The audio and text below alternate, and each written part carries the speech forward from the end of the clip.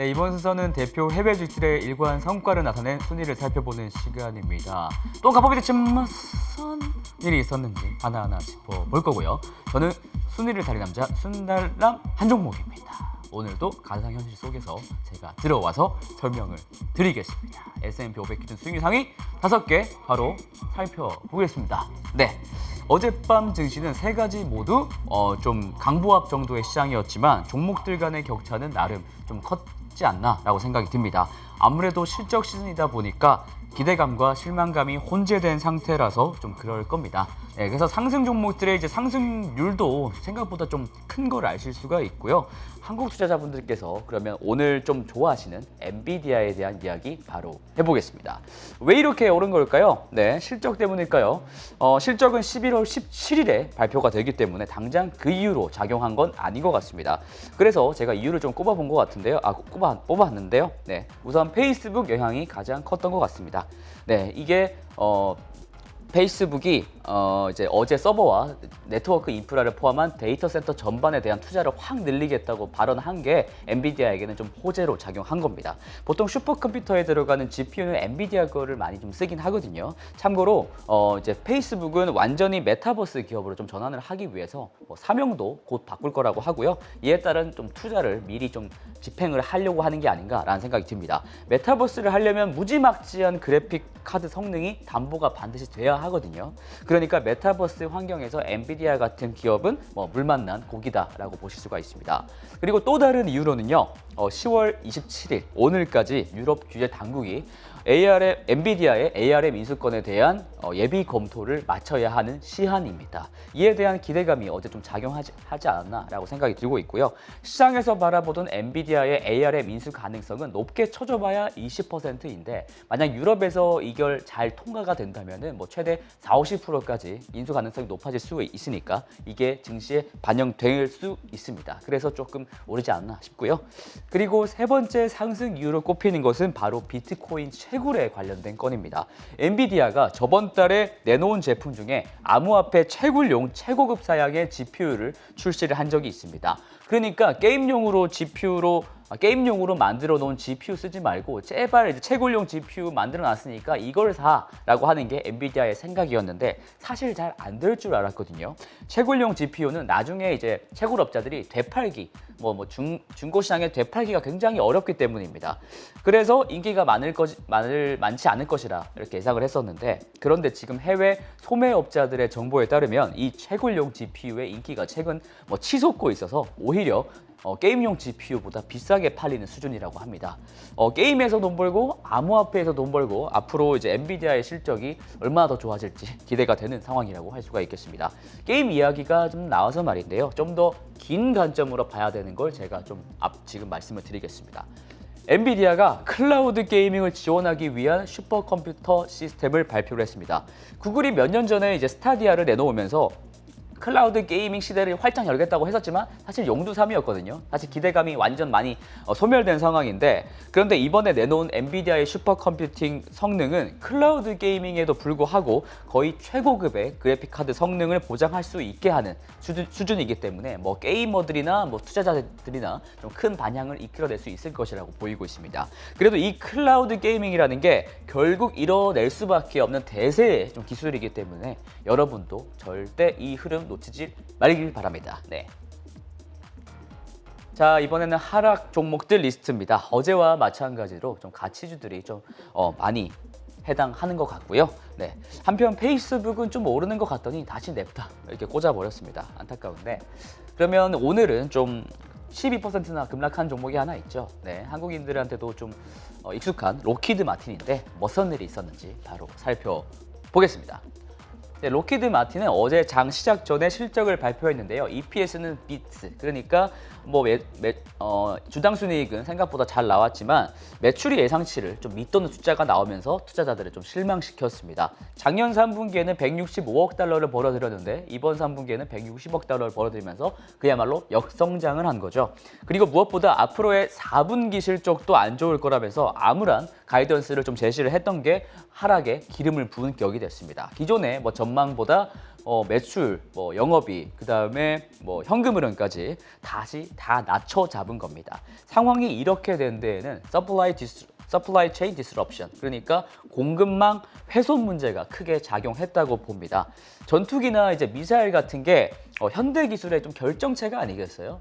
그러니까 이 현대기술의 결정체다 보니까 엄청난 숫자의 반도체가 뭐 전투기라든가 미사일이라든가 좀 들어가게 되는데 이쪽에서 뭐 문제가 없을래야 없을 수가 없겠죠. 로키드 마틴의 경쟁사 이제 레이시오는 백신 의무화 정책을 만약에 좀 시행을 하면은 이런 공급망 훼손 문제가 더욱더 심각해질 거라면서 걱정 어린 발언을 어제 또 하기도 했습니다. 이쯤에서 로키드 마틴의 매출 구성을 한번 보시면요. 총 4가지 사업부로 나뉘고 있습니다. 제가 좀 쉽게 설명드리기 위해서 좀 한글로 좀 의역을 해놨고요. 전투기 사업 부분, 그 다음에 우주항공, 그 다음에 미사일, 그 다음에 RMS라는 게 있습니다. RMS는 뭐 레이더 센서라든가 뭐 항법 조종 시스템, 그 다음에 잠수함 시스템 뭐 이런 것들을 말합니다. 매출의 규모로만 봤을 때는 전투기 관련 사업부가 가장 크고요. 그 다음에 또 성장률도 가장 높은 축에 속합니다. 문제는 이 전투기 사업 부분에서 캐시카우 역할을 하는 게 주력 기종이 F-35죠. 이 F-35가 생각보다 많이 안 팔릴 거라는 겁니다. 2026년까지 생산량이 정체될 것이다 라고 회사가 발표를 한 건데요. 시장에서는 이를 놀라울 정도로 우울한 전망이라고 평가를 좀 혹하게 했습니다. 중국과 대만의 갈등, 그리고 인도와 베트남의 부상, 그리고 아프가니스탄 탈레반 정부로 생기는 긴장, 뭐 이렇게 등등 해서 지금 외세 여건이 좀 전투기 필요한 나라가 앞으로 많아질 것 같은데 이러한 로키드 마틴의 전망은 의외긴 의외네요. 네, 다음은 이제 순달람의 메인 코너입니다. 오늘은 2030 젊은 세대가 저번 주에 무슨 종목을 많이 샀는지 알아보는 시간을 가질 텐데요. 미국 증시가 반등을 지속하고 있는 와중에 젊은이들의 선택은 5가지가 있는데 MZ세대들은 특히 이제 미국 주식을 특히 좋아하는 것 같습니다. 중화권 주식은 이번 주에도 없었고요. 페이스북과 알파벳 그리고 이런 빅테크 종목에 대한 저가 매수 심리가 또 발현이 또 된 것 같습니다. 그리고 반도체 장비 독점 주식 ASML도 있었고요. 그다음에 4위 보면은 핀테크 주식도 있죠. 섹터가 참 다양하게 구성이 되어 있는 것 같습니다. 그리고 오랜만에 이름을 올린 종목이 하나 있습니다. 바로 5위에 있는 월트 디즈니입니다. 사실 주봉 차트를 이렇게 보시면요. 이렇게 순매수 상위에 이름을 올린 것이 좀 신기하기도 했습니다. 보시다시피 올해 3월에 고점을 달성한 뒤에 몇 개월째 쭉 횡보를 좀 하고 있기 때문입니다. 달려가는 말에 올라타는 이제 모멘텀 플레이는 아닌 것 같은데 왜들 많이 사셨을까 한번 제가 분석해 보겠습니다. 디즈니는 11월 10일 장 마감 이후에 분기 실적을 발표하는데요. 사실 이번 실적은 안 좋을 가능성이 매우 높습니다. 이미 디즈니의 CEO가 디즈니 플러스의 가입자 숫자가 지난 분기보다 훨씬 낮을 것이라고 언급을 해놨기 때문이죠. 보통 분기당 1000만 명 구독자 숫자가 이렇게 늘어나는데 이번 분기에서는 200만 명 정도로 좀 굉장히 좀 적은 숫자로 예상이 된다는 겁니다. 상황이 이렇다 보니까 주가가 우상향하기는 당장은 힘든 거고요. 게다가 디즈니의 밸류에이션을 한번 보시면요. 밸류에이션이 역사적으로 봤을 때 현재 수준이 생각보다 아직도 높다는 점에 있습니다. 이 주황색 선이 이제 디즈니의 PSR인데요. 과거와 비교할 때도 아직도 상당히 높다는 걸 알 수가 있습니다. 밸류에이션 매력이 떨어진다는 점은 주가를 또 계속 횡보하게 만드는 요인으로 작용할 수가 있겠죠. 그렇다면 어떤 사업이 좀 잘 돼야 할까 좀 살펴보기 위해서 디즈니의 매출 구성을 보시겠습니다. 사업부가 역시 또 4개가 있고요. 회색 막대가 2019년, 주황 막대가 이제 2020년 사업부별 매출 액수입니다. 제가 각각 파란색과 빨간색으로 박스 쳐놓은 부분이 있죠. 이걸 보시면 작년에 디즈니랜드가 코로나 때문에 성문을 좀 닫아버리면서 매출이 확 줄었었고요. 반면에 OTT인 디즈니 플러스의 매출은 빠르게 오른 걸 알 수가 있었습니다. 전년 동기 대비 80% 넘게 성장했으니까요. 그러니까 종합적으로 말씀을 드리면 코로나가 좀 끝나가는 판에 디즈니랜드의 매출은 확 끌어올려야 하고 디즈니 플러스의 매출은 안정적으로 우상향을 해야 한다는 말입니다. 다행스러운 점은요. 디즈니랜드 테마파크가 이제야 진정한 리오프닝 조짐이 좀 보인다는 겁니다. 디즈니랜드는 올해 봄부터 슬슬 오픈을 했었는데 사실 코로나 때문에 퍼레이드가 핵심이잖아요. 퍼레이드를 안 하고 그리고 제한적으로 좀 인원을 좀 받았었거든요. 그래서 사실 완전한 개장은 아니었었습니다. 그런데 내년 초부터는 왼쪽의 그림처럼 이제 공원 안에서 트램도 탈 수 있도록 하는 이런 완전한 개장이 좀 이뤄질 거라고 하고 있고요. 그리고 오른쪽의 기사를 보시면은 11월 1일부터 도쿄 디즈니랜드와 디즈니시에서 운영 시간을 늘리고 수용 인원도 다시 늘린다고 합니다. 도쿄 디즈니 테마파크도 엄청나게 돈을 벌어들이는 지역이기 때문에 디즈니에게는 매출 상승의 효과가 있을 수밖에 없을 것 같네요. 테마파크가 이제 회복하고 있는 와중에 또 중요한 것은 디즈니 플러스라고 말씀을 드렸죠. 이 OTT가 확장을 계속 잘 해나가야만이 디즈니의 높은 밸류에이션이 정당화할 수 있다라는 분석이 많습니다. 현재 미국 내 OTT 월별 점유율 순위를 한번 보시면요. 넷플릭스와 아마존 프라임 비디오에 이어서 디즈니가 안정적으로 3위에 안착한 모습입니다. 더군다나 이제 조금씩이지만 이제 점유율이 월별로 늘어나고 있다는 점은 긍정적이다라고 보실 수가 있습니다. 그럼에도 이것을 글로벌 시장으로 놓고 보면 아직도 구독자 숫자에서는 좀 차이가 납니다. 여기는 프라임 비디오가 좀 빠졌는데 넷플릭스와 이제 아마존 프라임 비디오는 구독자 숫자가 2억 명을 넘겼는데 디즈니 플러스는 아직 1억 명 초반대니까요. 좋게 말을 하자면 구독자 숫자를 더욱이 늘릴 기회가 아직도 많이 남아있다라는 겁니다.